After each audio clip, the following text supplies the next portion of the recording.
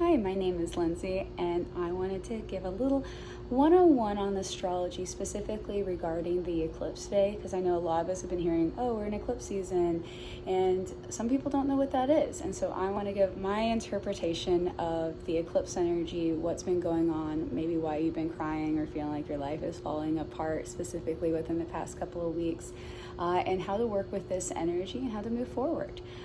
So let's break it down. Obviously, we know an eclipse, that's going to be the sun is going to be in a straight alignment with the moon and the earth. The solar is going to be the moon is between the earth, and then lunar eclipse is when the earth is between the moon. And we'll go through all of these things. But first, let's go down to like what elementally and energetically each of these represents. So we're going to have the sun.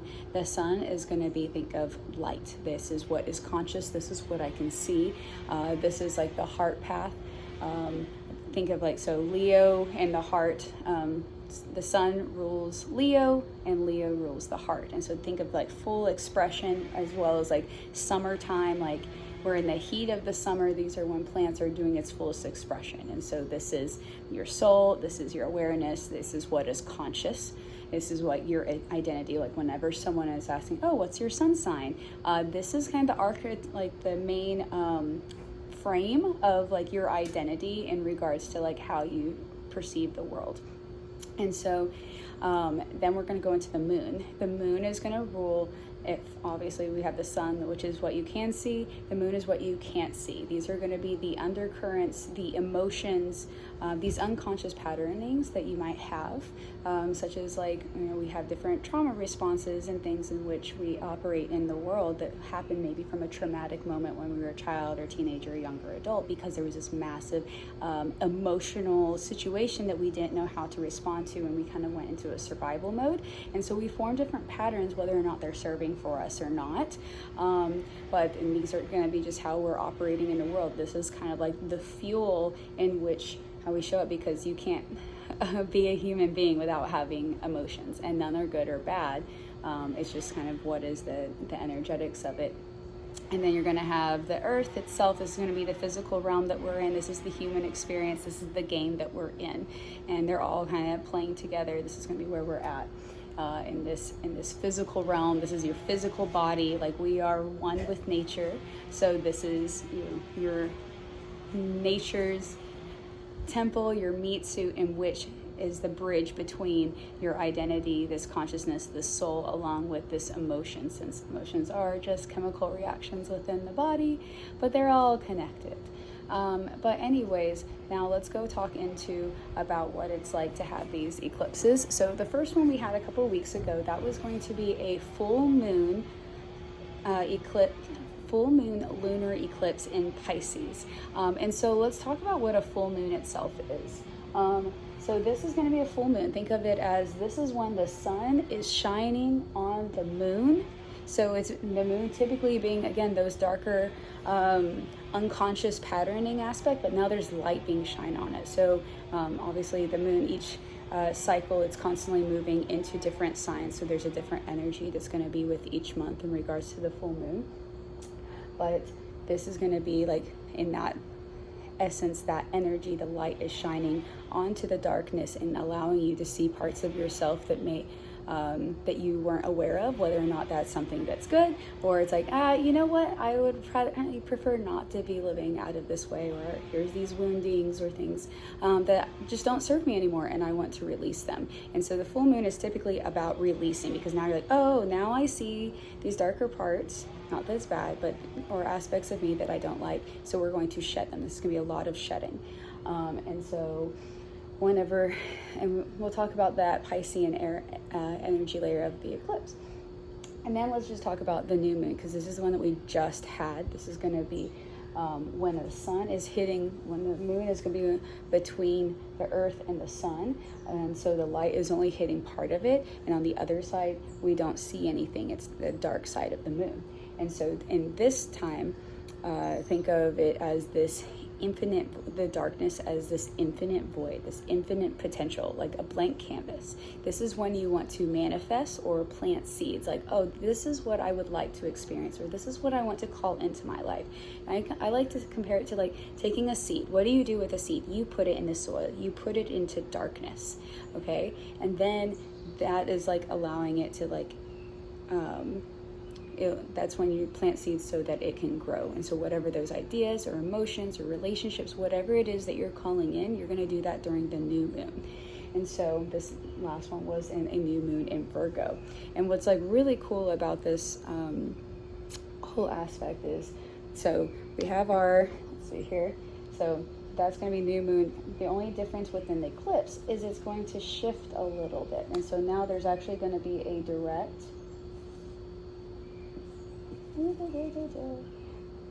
the moon is going to be directly in front of the sun. That's not working either. Maybe right here. Okay, there we go. You get the gist of it.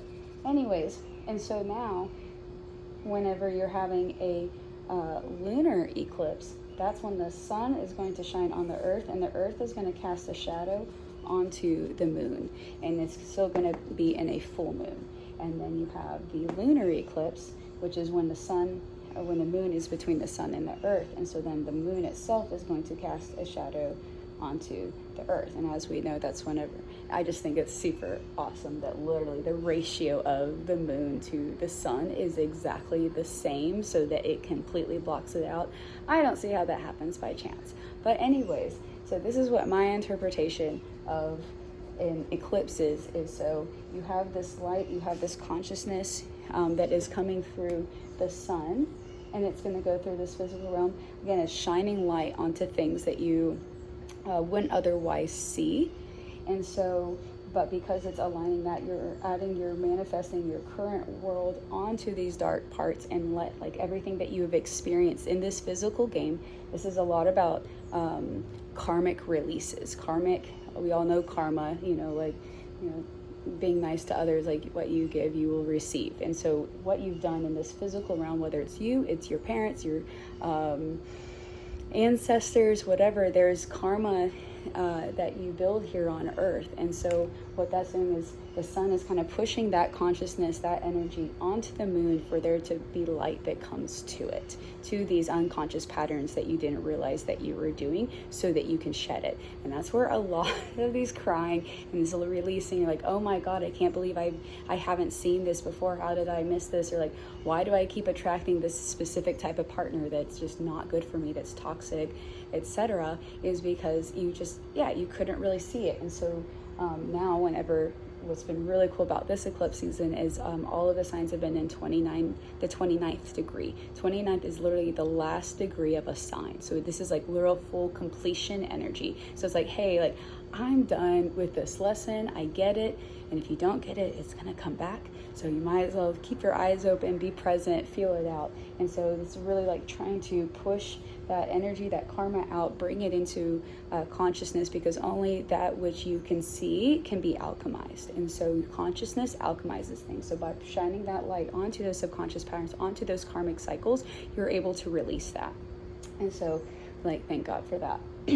Now when we're coming into a new moon energy, or the lunar eclipse, solar eclipse, solar eclipse, now you're going to have this light that's actually like pushing through, directly through the moon, directly into the earth itself, into the physical game. And so these are the life in which you're calling in that you want to create. These are the seeds. You're like, hey, I've released all of this shit. I don't want this anymore, because this is what I'm actually here to do. This is what I want to feel. I'm tired of, being overworked and being burned out and living in toxic relationships. Like, I just want peace and joy and play and abundance. I'm tired of feeling like my worth is tied up into the things I do rather than just who I am. And that's how this is going to work. And so you're planting the seeds with the sun, literally physically putting that manifestation, that infinite void, that blank space energy into the game, into your karmic life. So we have those eclipses. Hopefully that gives a little bit of understanding on that eclipse energy itself. Again, this is like energetics, like our sun. We all know about, like, like the sun. This is just by bringing things to light. It's like the undercurrents of your life, and now these patternings are coming to the surface for you to be able to choose, okay, I'm done with this, let's like get it out of here, or like, oh, I don't see this thing over here. It's just going to keep playing out until you see it and you alchemize it, because nothing can be created or destroyed. It only transforms, and if you don't do anything to help it transform, it's going to keep existing. So then let's talk about the energies that we're actually in here. And let's see if I can scoot this over. Everything has been a new moon. Both the full moon lunar eclipse was in Pisces, and then, so we'll put that there, was in Pisces. And then we had the last solar eclipse was in Virgo, while the sun itself was in Virgo, which was pretty cool. Forgot. Sorry, this is backwards on here. That's okay, perfect. So they've been in Pisces and Virgo. And so whenever you're looking at the wheel itself, so when you have an astrological wheel, they're always going to be in the same order. And so I don't know how many I'm going to be able to do on here, but regardless, you're going to have your wheel. What is that? 2, 4, 5. Regardless. So if Pisces is over here, we're going to have Virgo is always going to be immediately on the opposite side.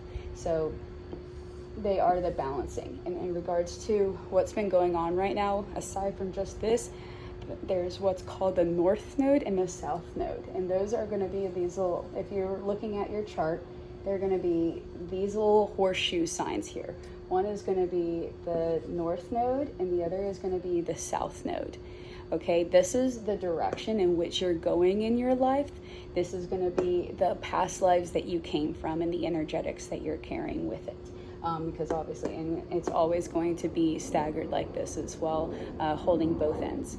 And so if, you're looking at your chart, I highly recommend checking this out, because this is literally like your soul alignment. So what makes all of this super fascinating is the current energy of the earth right now is the north node and the south node. The north node is in Pisces and the south node is in Virgo.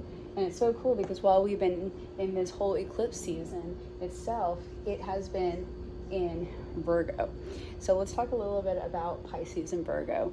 In regards to Pisces is the last zodiac. So the very first one is Aries, and then the last one is Pisces. It is the accumulation of all of the energy and all of the experiences before. This is the one consciousness. This is like coming together in unity. It's also known as like Christ consciousness, unconditional love.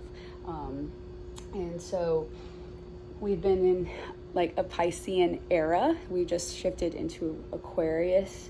And so we're kind of coming from this level of everyone has to be the same, that a little bit too much into the oneness. Pisces rules spirituality, religion, kind of that full consciousness. It rules in each zodiac also has a house, and I can go into that later, but this one rules the 12th house, which is the subconscious, and it is like literally the oneness of that. And so on the opposite side, so think of this as like as consciousness. This is going to be Christ consciousness. I forgot it's backwards. This is going to be oneness, and the consciousness, the whole spirit, we are all one. And then you're going to have Virgo. Virgo is the earth goddess. This is, think of Mother Nature. She rules the body. So also like, how has your body been feeling lately? Has your gut been a little off? Have you having random aches and pains in your body? Like, those are asking for attention on things, and it's going to be extra loud. Think of it as like Mother Nature. She knows the role of every single leaf and plant and tree, and knows how everything is supposed to work. She's this very structured system. So if you've also been feeling like, oh, I'm trying to get my life a little bit more organized, what routines are best for me? Like, what do I like to eat? That it's because of her. She likes to get things organized. And in regards to looking at it in the seasonality aspect, you know, this is the end of the summer. This is like, okay, hey, we just had Leo full expression. This is like, okay, this is the last bit before we start to prepare to die. So making sure the checklists are done of like, okay, did you drop your leaves? Are your seeds pollinated? Like, are we ready to actually start? Are we ready to go back into the earth and decompose while we go back into ourselves to survive this winter? But anyways, and what I think is cool, it says obviously Pisces is going to be the two fish. You can kind of notice that. It's probably really bad. And then you have Virgo itself. This is going to be like the Virgin Mary. So you have Christ consciousness over here, and then you have the Virgin Mary. It even has the symbol for Virgo is an M that has a fish attached to it, which I think is so cool. And so it literally is this balancing aspect. So you have this consciousness, spiritual, soulful world, and then you have this deep in the physical realm. This is what allows Earth to exist, is this Mother Nature component here. However, there's a shadow side to each of these. So you're going to have the North Node, Pisces, that collective oneness, but sometimes it can be, we try to numb out and escape. It's a very foggy, it's ruled by Neptune, it's super dreamy. Like, this is like, oh my gosh, what's my dreamiest dream?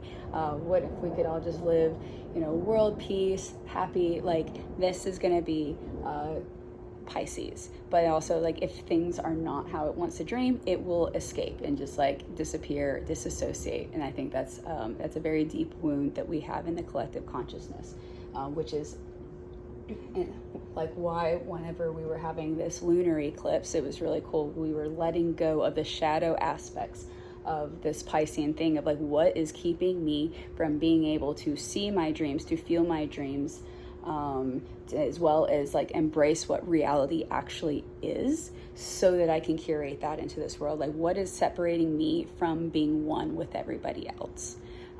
Because as our North Node, this is like, think of it as a true compass. Like, this is the direction we're going, and this is the arrow in which we came from. And so in order for us to get into the North Node, to get back into this oneness, we have to let go of these shadow parts that are keeping us from that.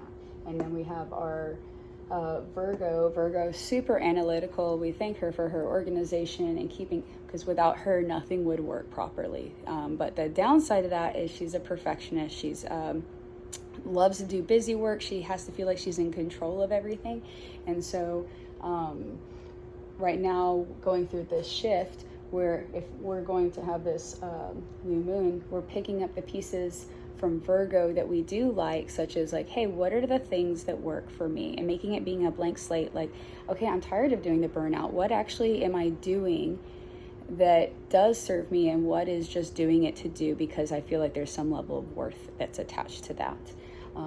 And giving you a little bit more of a blank slate of literally curating your routines, your systems, your thought processes, like going through every little thing that helps you feel that is actually encouraging you and not just doing to do.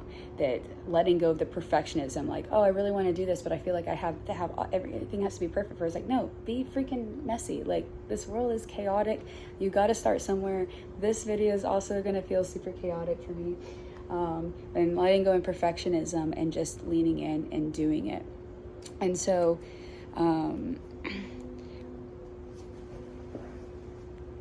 essentially, so hopefully this gives like a little bit more sense as to what's been going on. So again, like, can revisit. So we have this full moon lunar eclipse where we have the sun, the Virgo sun, asking for structure, asking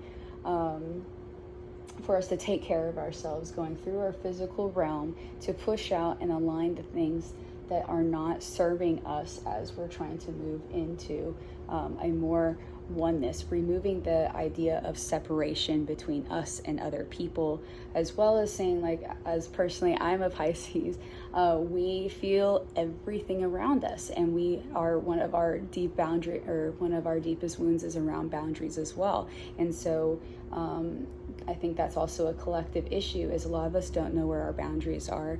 We don't communicate, so that if we don't know them, we don't communicate them, and then we don't uphold them, then we are getting angry at and creating resentment towards other people that have no idea what they're doing. Everyone's just living in their own world. And so For me, it was a lot of showing, this eclipse energy was showing me a lot of areas of where I hadn't been holding my boundaries, how that and the wounds that come with that can be betrayal and abandonment, self-abandonment, and how we can't, all of those wounds tie into our soul purpose. Like, that's the ultimate name of this game with the eclipse season, is soul alignment. And whenever you feel these wounds of betrayal or abandonment, whether it's towards the masculine, the feminine, your exes, your family, yourself, those are creating a story around unworthiness. And if you don't even feel worthy of kind of like being here, or being worthy of love, which is what the only thing that exists, then how are you supposed to feel worthy of your life's calling that you're here in these eclipses? So this is really just trying to shine light and remove any blockages that are keeping you from that soul alignment, from feeling worthy. And yeah, it's really, really uncomfortable. And so just know that, like, we're all going through it in our own flavors. And then, like, we have this new moon that's giving us the potential, like, hey, like, actually, you can create whatever life that you want. So what is it that works best for you? Screw what the systems have been telling you of how you need to have this specific 9 to 5, or you need to eat this certain way or do that. Like, no, we all have very unique individual energies or different ways of thinking. Like, we're all even supposed to, like, there's different foods that we are all supposed to be eating. Ideally, be eating with the seasons regardless. But figuring out what it is that works for you, and doing that, and letting go of what anybody else thinks or tells you to do, because you are in control of your own life. Nobody can be more you than you, and no one else can live your life or live out your purpose aside from yourself. So I hope this gives you a little bit of idea of what was going on, how you're feeling. We did just shift in. Today is the fall equinox, and so we are still very much in the eclipse season. Even though it ended yesterday, it's still going to be carrying through at least for the next week. And now by shifting, we just had the sun shift into Libra, and then Mars just shifted into Scorpio. And so Mars has been in Libra. Obviously, we're now in Libra season. It's going to be super balanced, harmonious, very community, family-like. We just want everybody to get along and be happy. Mars has been here up until today, and it doesn't like it. So now it's in Scorpio. And so it really wants, like, Scorpio's endings, rebirth, transformation, the mystic, the taboo, the unseen. Like, it loves that realm. And so now the Mars is really going to be pushing through, like, okay, let's finish up all these other completions, get things out of the way so that we can start stepping into the things that we actually, like, can help us transform and change. Mars is going to be a lot about passion and action. It's like the warrior. It's like, let's get this shit done. And so you'll probably be feeling this shift pretty massively. And, like, I'm kind of like, thank God, because I've had a lot of resistance towards things, because it's been super flowy and easy and balanced in Libra. But and also, because we're still having kind of that new, we're still in the Virgo South node. And pretty much, it doesn't even matter if it's that. Just take care of your body. Eat what it wants. Eat what it needs. Just try to make the easiest way to get through this eclipse season. Think of it as full-blown detox.